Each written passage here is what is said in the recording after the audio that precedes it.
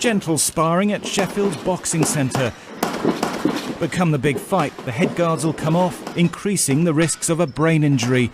A hard punch can rip delicate blood vessels. If the bleed isn't spotted fast enough, it can prove fatal. We're going to do some measurements on your head. But now, for the first time, doctors are testing a laser scanner that can detect bleeding inside the skull. It's so accurate that US military carries the device in battlefield trauma kits, and it could make boxing safer. There we are, and I'm pleased to tell you and show you that we've got all 8 green lights.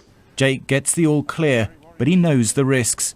I just don't try and think about that. I just concentrate on boxing and stick to the plan. But for the doctors to be able to tell you you're okay, yeah, does that give you peace of mind? Yeah, that's very good, yeah.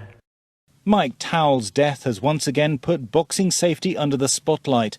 The scanner was used by the Russian boxing team at the Rio Olympics, and Sky News understands the British Boxing Board of Control is assessing the device with a view to introducing it ringside.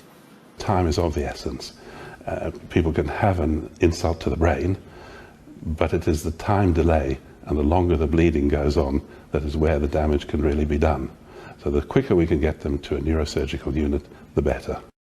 The scanner works by firing an infrared laser into the top 3 centimetres of the brain. If there's a bleed, less of the light is reflected back. At the moment, a doctor would assess a boxer's health by shining a light in their eyes just to check their pupils contract and then ask them a series of questions just to be sure they can comprehend them. This is the appliance of science, looking inside the head for the first time. 8 green lights, and they're good to go.